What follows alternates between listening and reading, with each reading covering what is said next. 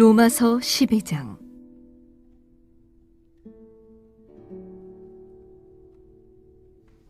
그러므로 형제들아, 내가 하나님의 모든 자비하심으로 너희를 권하노니 너희 몸을 하나님이 기뻐하시는 거룩한 산 제물로 드리라. 이는 너희가 드릴 영적 예배니라. 너희는 이 세대를 본받지 말고 오직 마음을 새롭게 함으로 변화를 받아 하나님의 선하시고 기뻐하시고 온전하신 뜻이 무엇인지 분별하도록 하라. 오늘 온라인 영상을 통해서 함께 주일 예배를 드리는 모든 하나님의 백성들에게 하나님께서 주시는 말할 수 없이 크신 사랑과 은혜에 풍성하시기 바랍니다. 오늘 설교의 제목은 좀 다소 생소합니다. 제목은요, 저라면 태국어 공부만 하겠습니다. 이런 제목을 가지고요, 로마서 12장 1절로 2절까지의 본문 말씀에 의해서 하나님 말씀을 증거하도록 하겠습니다. 지난 날을 돌아보면 참 후회스러운 일이 참 많아요. 그때는요, 선택할 수 있는 길이 오직 하나뿐이었었어요. 아무리 봐도 그랬죠. 또 주변에서 벌어지는 갖가지 일들, 내가 선택할 수 있는 여러 가지 일들이요, 너무 불확실했었어요. 그래서 또 생각하고 또 생각하고 주위에 잠은 두고 하고 또 기도하고 또 그렇게 해서 이것이 맞다라고 이렇게 판단하고 확신하고 결정했는데, 세월이 한참 지나서 이렇게 보니까 그것이 참 잘못된 결정이었다 하는 것을 뒤늦게 깨닫게 되는 것이죠. 참 후회가 되죠.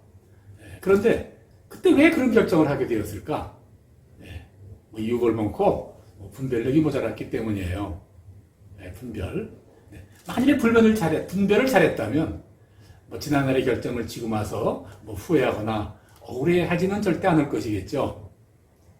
그렇지만요, 올바르게 분별한다는 것이 그렇게 말같이 간단하고 쉬운 것은 아니에요.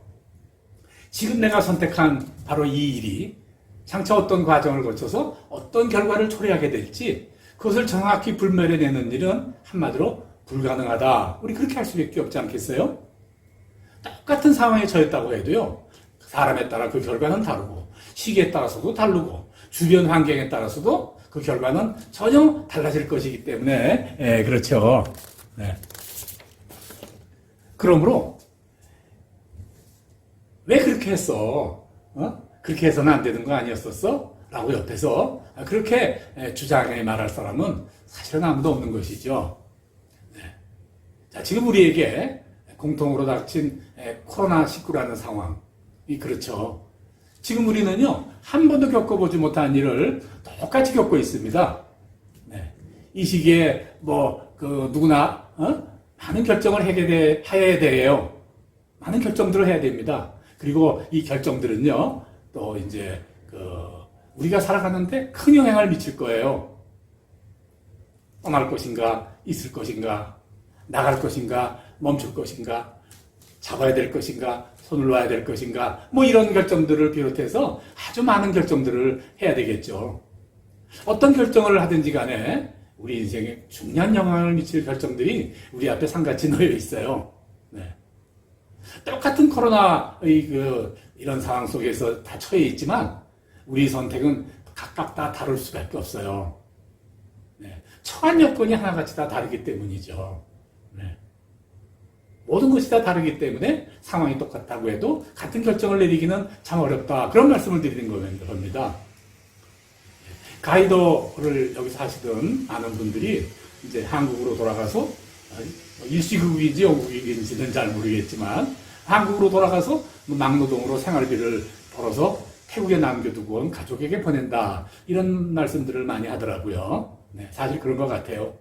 참 안타깝죠. 그러나 제 마음속으로는 참 기특하다. 그런 생각이 들어요. 누가 봐도 현재로서는요, 아주 잘한 결정으로 보여요. 그렇지 않겠습니까? 그러나 말이죠. 그러한 결정이 몇 달 후에 혹은 몇 년 후에 아니면 살아있는 동안 내내 그들의 삶에 좋은 결과를 주는 결정이 될지 아닐지 누구도 확신할 수 없어요. 그렇지 않겠어요? 이렇게 말할 수도 있겠죠. 그때 그렇게 떠나지 말고 이곳에서 다른 방법을 택했어야 하는 것 아닌가 하는 후회도 할 것이 있을 것이라는 그 말이에요. 물론 우리 모두가 다 지금 상황에서 할 수 있는 최고의 결정이다. 라고 말할 수 있겠지만 그러함으로 말미암아 장차에도 이것이 좋은 결과를 맺을 것이다라고 장담할 수 있는 사람은 하나도 없다 그 말입니다. 반대로 말이죠. 혹시 가족과 떨어져 본국으로 돌아가는 것보다 이곳에 있는 것이 더 낫지 않았겠나 하는 결과를 가지고 그런 분별을 가지고 이곳에 남아 있는 사람이 오히려 좋은 결과를 맺을 수도 있는 거죠.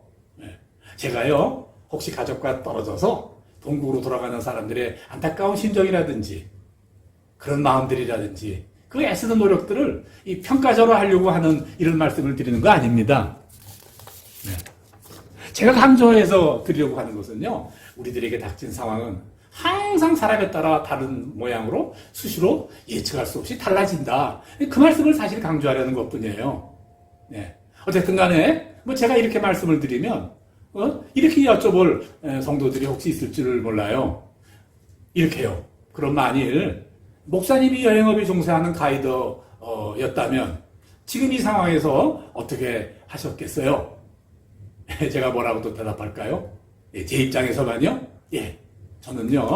저라면요. 줄일 수 있는 모든 비용을 다 줄일 거예요. 마치 월동하는 그 동물들, 곰이나 개구리나 이런 동물들이요. 동면을 하듯이 말이죠. 아주 동면하듯이 모든 것을 다 줄이고 저는요. 태국어 공부만 열심히 하겠습니다. 여기까지만 할게요. 그냥 저에게 그렇게 물어본다면 저는 그렇게 한다고 말이죠. 이건 논쟁의 거리도 안 되고 토론의 거리도 안 되고 저라면 그렇게 하겠다 이런 말씀을 드리는 것뿐입니다. 사실은 그래서 이거를 제가 오늘 제 마음을 제목으로 정한 거예요. 그럼 어떻게 올바른 분별을 할 수 있는가? 그 기준은 없는 것인가? 온전한 분별은 정말 가능한 것인가? 아니면 불가능한 것인가? 오늘 본문은요, 언제 어디서 누구에게나 해당되는 그런 온전한 분별을 우리들에게 가르치시는 말씀이에요. 그 전에 잠깐 오늘 본문에 대해서 말씀을 드리면요, 로마서 1장부터 11장까지는요, 교리에 대한 설명을 하고 있어요. 소위 신학이죠. 그런데 12장부터, 오늘 본문이 12장 1절에서부터 2절까지죠. 오늘 본문서부터는요, 바로 실천에 관한 사항이에요. 이 신학을, 이 교리를 삶에서 어떻게 적용하며 살 것인가 하는 그런 내용이죠. 그런데 그 가르치시는 첫 번째 시작이 바로 오늘 본문이에요. 그런 시작이 바로 오늘 본문이라고 말이죠. 하나님은 뭐라고 말씀하시냐면요. 너희들은 이 세대를 본받지 말고 오직 마음을 새롭게 하여 변화를 받아 하나님이 선하시고 기뻐하시고 온전하신 뜻이 무엇인가 분별하도록 하라. 이렇게 우리에게 말씀하시거든요. 쉬운 내용이죠.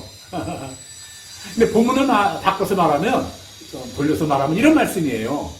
너희들이 올바른 분별을 못하는 것은 너희들이 이 세대를 본받고 새롭게 하지 못하고 있고 변화되지 못했기 때문에 하나님이 선하시고 기뻐하시고 온전하신 뜻이 무엇인지 알지 못하기 때문이다.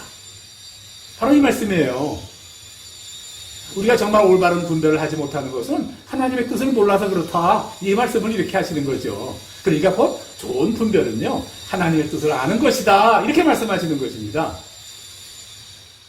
그럼요, 하나님의 선하고 기뻐하시고 온전한 뜻은 정말 뭔가요? 우리가 참 많잖아요. 이렇게 대답할 수 있지만 오늘 본문 이렇게 설명하세요. 그 답을 하나님께서 이렇게 가르치세요. 내가 하나님의 모든 자비하심으로 너희를 권하노니 너희들은 하나님이 기뻐하시는 거룩한 산제물로 드리라. 이는 너희가 드릴 영적 예배니라. 이렇게 말씀하세요. 이건 이어 부분은 쉽지 않아요. 어느 부분별로 좀 설명을 해야 될 아주 귀중하고 중요한 말씀이에요. 답은 간단합니다. 너희 몸을 산제사로 드리는 것이다. 이렇게 우리에게 가르치시죠. 너희 몸을 산제사로 드려라 이렇게 말씀하시니까 마치 우상신전에 산 사람을 이렇게 제물로 드리는 거 그런 거 있죠. 그렇게 우리 육체를 산제물로 드리려 하는 것 같이 이렇게 보여요. 그렇지만 그게 아니죠. 이 말씀은요, 너희의 삶을 하나님이 가장 기뻐하시는 일을 하는데 사용하라 그 말이에요. 네. 그런데 하나님이 가장 기뻐하시는 그런 삶이 뭐냐? 그건 우리 삶이 산제물이 되는 것이다. 오늘 그렇게 말씀하는 거예요. 우리 삶이 산제물이 되는 것이다. 산제물이 뭔가요? 산제물? 이건 구약시대의 성전법을 좀 알아야 되죠. 네. 구약시대의 성전에 오는 자마다 산제물을 가지고 와야 됩니다. 이 산제물은요, 자기를 대신 죽여서 남을 살리는 그런 역할을 하는 거예요, 산제물이. 이 제물은 희생제물이라고 그러지 않습니까? 그래서요, 하나님이 가장 기뻐하시는 일은요, 우리 삶이 산제물이 되는 것이라면, 하나님이 가장 기뻐하시는 일은요, 우리가 희생과 헌신의 삶을 사는 것이다. 이렇게 말씀하는 거예요. 아주 그 중요한 내용입니다. 그러므로 하나님이 가장 기뻐하시는 것이 뭐냐? 가장 기뻐하시는 일은요, 우리가 우리 삶을 나를 희생하고 나를 헌신해서 남을 살리는 그런 삶을 사는 것이다. 이렇게 말씀하시는 거예요. 계속해서 2절에 이는 너희가 드릴 영적 예배니라 그러잖아요. 이 영적 예배라고 그러니까요. 이걸 예배 자체로만 자꾸 해석을 하려고 그러면요. 너희가 산제물로 드리는 예배를 드려야 된다. 이렇게 해석하기가 쉬워요. 그렇게 하시는 분들도 많이 있는데 이 오늘 본문은 절대 그거 아닙니다. 네. 이는 너희가 드릴 영적 예배다. 이 말씀은요. 영적 예배라고 불리는 헬라어는요. 원래 합리적이다. 논리적이다. 예, 맞다. 그런 뜻이에요. 네. 로고스 이렇게 보면 그렇게 돼 있어요. 그러니까요. 이 말은 뭐냐면요. 너희 몸을 하나님이 가장 기뻐하시는 거룩한 제물로 드리라는 이야기, 너희는 이것이 영적 예배니라 하신 말씀은요. 너희들의 삶은 희생과 헌신의 삶이어야 한다. 그것이 맞단다. 이렇게 말씀하시는 거예요. 네. 그런 삶을 살기를 주님의 이름으로 축원드립니다. 네. 그런데요. 우리가 우리 삶을 헌신하고 희생할 그 대상은 어디인가? 성도가 말이죠. 이렇게 물어보면 대부분의 성도들은요, 무엇을 연상하냐면 교회 그럴 것이에요. 네, 맞아요. 교회는요, 우리가 가장 먼저 헌신하고 희생할 대상이에요. 한국교회 성도만큼 교회에 희생하고 헌신적인 성도들이 그 세상에 없죠. 저는요, 우리나라가 이만큼 된 것은 이만큼 잘 살게 되고 이렇게 된 것은요. 그런 우리 교회 한국교회 성도들의 희생과 헌신의 덕이다. 저는 그렇게 항상 믿고 있어요. 네. 그러니까 교회가 말이죠. 교회다우라면 성도들의 희생과 헌신이 아주 필수적이에요.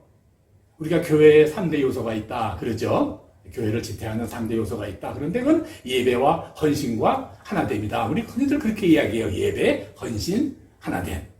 그런데요. 이게 세 가지가 균형을 잘 맞춰야 됩니다. 예배만으로 잘 지켜지는 거 아니에요. 반드시 누군가의 희생과 헌신의 바탕 위에 교회가 세워지는 것이다. 그렇게 말씀드리는 거죠.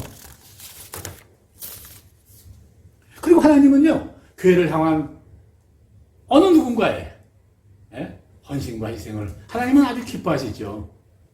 그러나 말이죠. 이제 그러나입니다. 교회를 향한 희생과 헌신으로 그걸로 끝이다. 이건 아니에요. 네. 세상은 아니야. 나는 교회만 헌신하면 돼.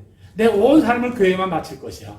라고 말하면 아주 신앙이 깊은 것 같고 맞는 것 같아도요. 사실은 약간 빗나간 것이라고 말해도 과언이 아닙니다. 교회를 향한 우리의 희생과 헌신, 그것은요, 끝이 아니라 이제 시작이다. 그 말이에요.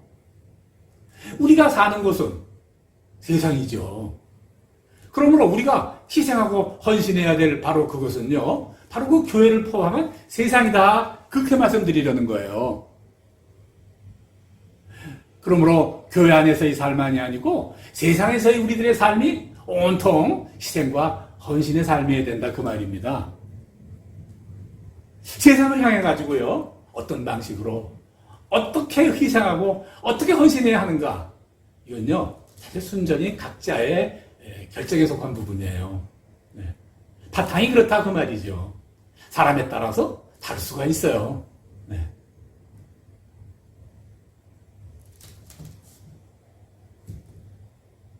이 부분에 대해서 내가 세상에서 하는 희생과 헌신을 그 제3자나 또 다른 누구가 상대에 대해서 그거 아니야, 이게 맞아 하고 주장하거나 이 일을 달아서는 사실은 안 되는 것이죠.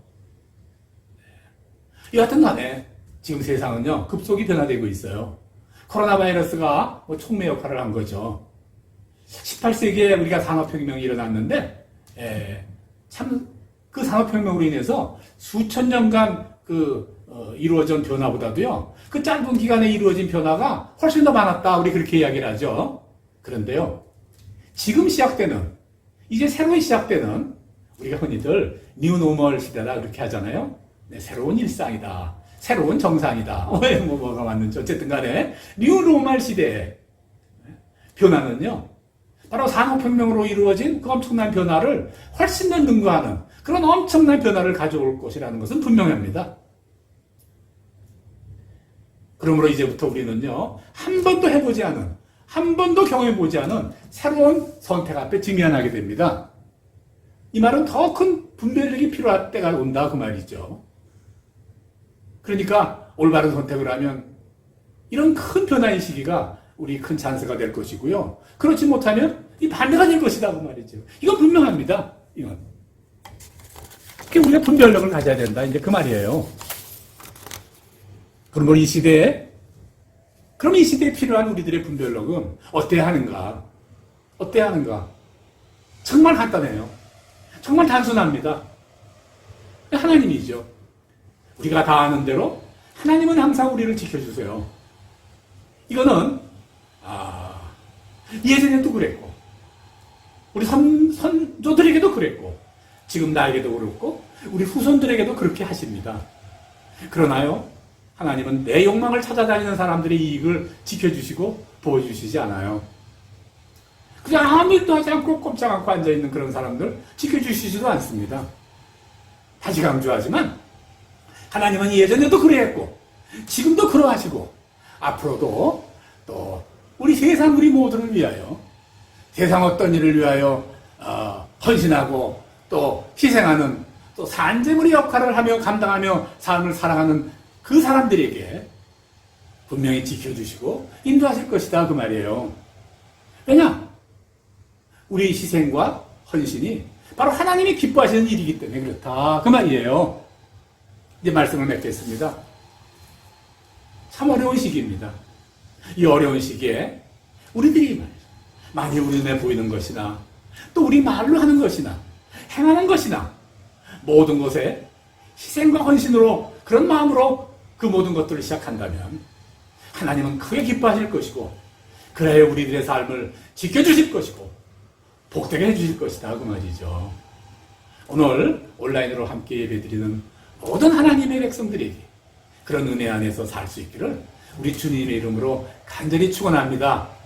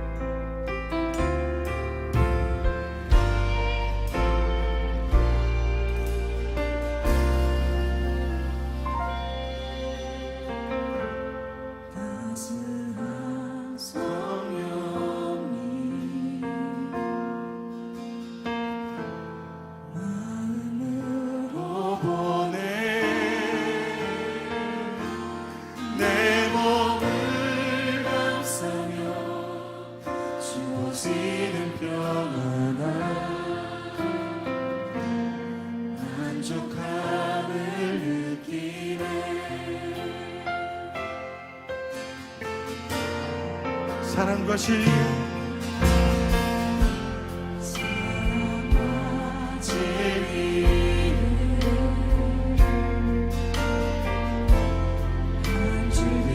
빛보내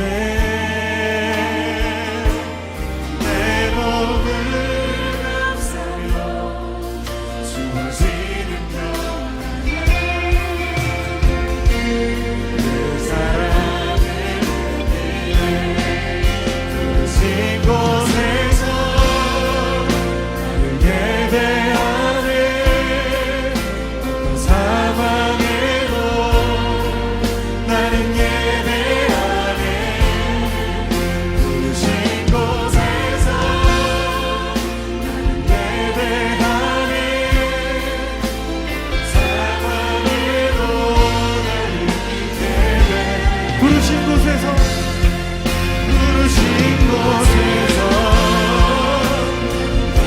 예배하네 사망에도 주님 내가 주님 안에 있습니다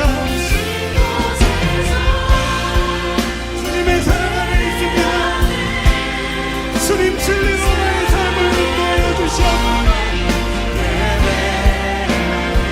내가 걸어갈 때 내가 걸어갈 때 길이 되고 살아갈 때 삶이 되는 그곳에서 예배하네 내가 걸어갈 때 길이 되고 살아갈 때 삶이 되는 우리 믿음으로 나아갑시다 목소리로